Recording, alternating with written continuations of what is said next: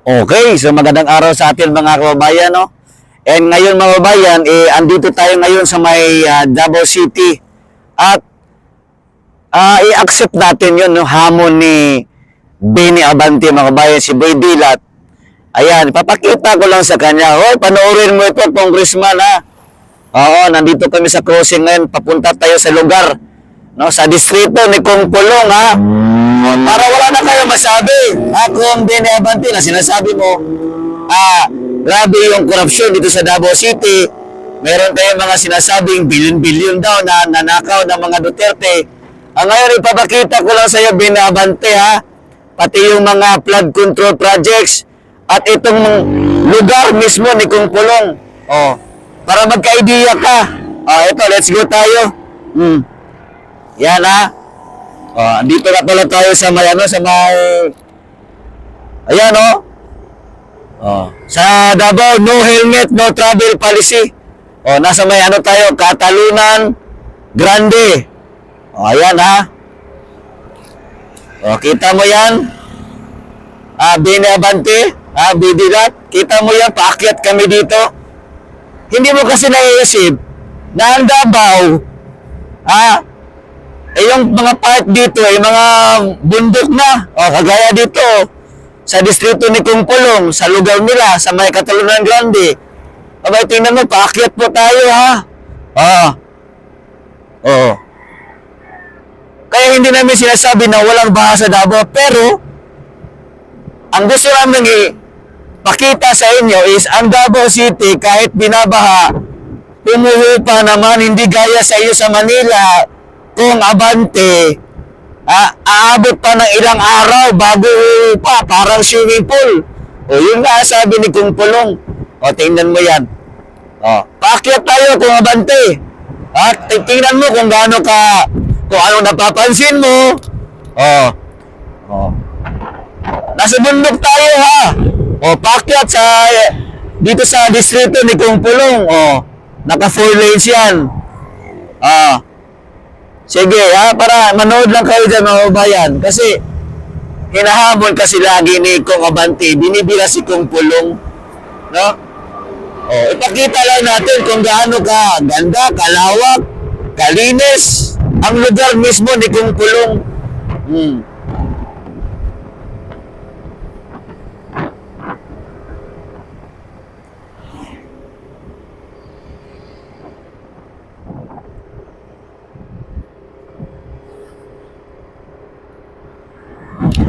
Diba? Bulubundukin yan. Mga puno-puno, paakyat yung daanan, yung kalsada, paakyat. Diba? Para lang may masmasan ka sa mga sinasabi mong korupsyon sa Davao. Tingnan mo lang, kalsada pa lang,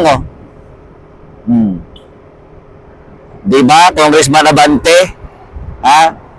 Putak ka ng putak, Ba't hindi mo unahin yung distrito mo? Linisin mo dyan sa distrito mo. Yung baha, atiman na ang baha. Mas ka na sa Manila yung baha, yung problema. Ang Davao yung paiimbestigahan mo. May saltik ka ba sa utak? Ayan, may Monte Maria Farms, may fresh eggs.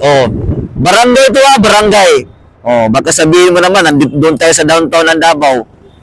Wala tayo sa may sentro ng Davao. Nasa may bulubunduki na bahagi po ito. Itong sa may lugar sa ni Kong Pulong. Diba? May traffic lights. Yan. Diba? San Isidro. San Isidro Church. Shout out. Diba, yung bata, tingin-tingin sa atin, para na tayong palambuang, nagyaw-yaw. Ayan. Walang puto ito, uncut, para makita mo, Benny Abante. Ayan, Sinasabi mo kasi na may korupsyon sa kay First District Congressman Pulong Duterte. Oh. Itaw ko lang sa iyo, ha? Kung ano ang development dito ngayon sa may bandang Catalonan Grande. Kung ano na yung mga bago, kung gaano kalinis, kalawak, yung kalsada, at marami na bang establishmento. Oh. Hindi ito sentro, ha? Ng Davao, ha? Oh, nasa bundok tayo. Oh, nasa upper part tayo ng Davao City. Yan. Pero naka 4 lanes yan, Biniabante, ha? Naka 4 lanes tayo. Take note. Ayan. Paakyat nga tayo, umakyat nga tayo eh. Ikaw naman Biniabante, oh. Dahil mo kasing kuda eh. Ay napilitan tuloy ako ipakita sa iyo to para masampal ba sa pagmumukha mo. Ayan ang barangay. Oh. Yay. Oh, hunong tagadali. Nara barangay oh. Yan. O di ba? Oh. O di ba? O tingnan niyo. O yan oh, Barangay Hall. Oh. Barangay Catalonan Grande. O punta doon. O tuloy tayo. Yan. O yung Catalonan Grande. O elementary school. O Catalonan Grande Sports Complex. O teka may bus stop. Wait lang. Yung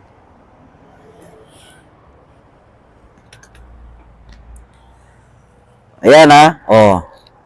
Ayan, tingnan niyo yan. Kung ganda oh. Oh. Catalonan Grande Sports Complex. Oh, see? Oh, may nalaglag pang na ano. Oh, bus stop. Oh, lapitan natin kung ano meron dito sa bus stop. Yan. Oh. Tingnan mo kung gaano kalapad, kalawak. Congressman Abante. Oh. Kaya huwag kang putak lang putak dyan. O, ayan, o. O. Bus stop. O. Barangay Catalonan Grande. O. Sports complex dyan sa taas. Ito yung bus stop. O, di ba? O.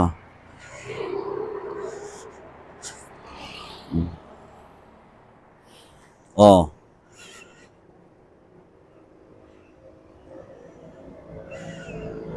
Kita mo yan? Congressman Abante, Boy Dilatlat. Di ba? O, di ba, Boy Dilatlat? Kita mo yung bus stop dyan? O, tuloy tayo. Ayan po yung Catalonan. O, outpost lang po yan kasi nga, maliit lang ito na barangay. O, pero, kita nyo naman ang disiplina, ang kalinisan. O, di ba? Oh.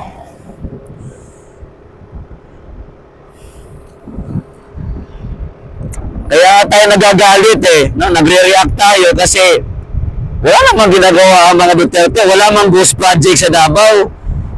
Bakit din nyo unahin dyan yung problema na talamak na nakawan ngayon sa buong Pilipinas, particularly dyan sa flood control projects, o ayusin nyo yan kasi taon-taon, naghihingi kayo ng budget sa DPWH. Oh. Eh, ngayon pa lang nga eh, na mayroon na namang usap-usapan na, particularly sa budget sa 2026. Malapit na din yan. Ngayon, ang abangan natin dyan mga babayan, yung deliberation sa budget ng OBP. Baka gigisahin na naman nila. Ito si Sara Duterte. Si Ma'am BP, kasi yun naman ginagawa nila eh. Tingnan nyo. Sobrang linis niyan.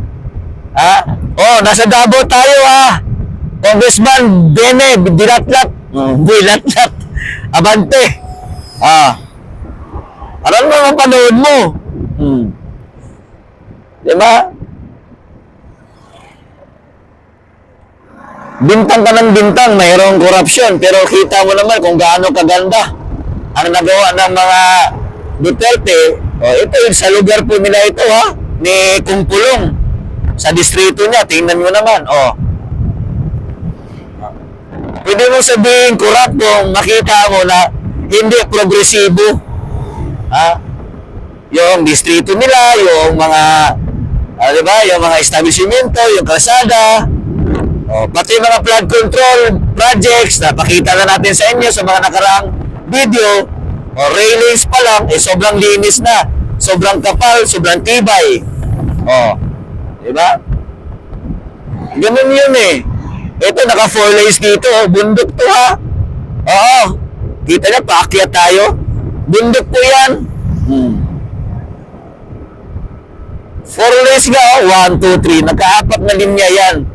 Ngayon mo sabihin sa akin, Mr. Boy Dila, na may corruption or kurakot ang mga Duterte, lalong-lalo na si Kumpulong. Kasi si Kumpulong naman tinitira mo, di ba? Unahin mo na lang yung lugar mo. Huwag puro panira lang sa mga Duterte. Diba? Ito, ang linis niya, naka 4 lanes yan. Yan kasi ang problema sa isang tao, sa mga politiko. Panay paninira.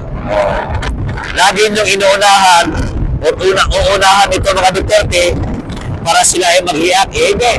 Kami na po ang mapapakita ng tunay na trabaho ng mga Duterte. Gaya nito.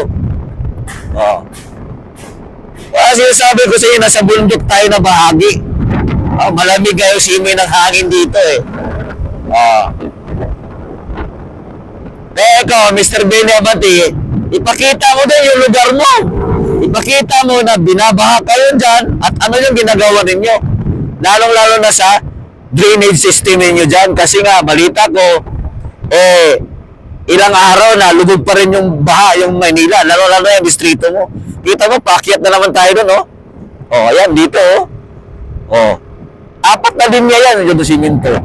Paakyat tayo, di ba? Bini Abante ko insa mo ni Bini Abante naog ko diri mo ni flood control sa Davao. Diri sa may Asico Bridge, Asico Village. Kita ka na? Solid kayo. Napi bangag diri gusto ko ipasok pa ta ka diri Unsa man? Gusto ka Bini Abante? Eto yung flood control na walang daya, hindi ghost, hindi guni-guni, hindi multo, hindi katulad ninyo.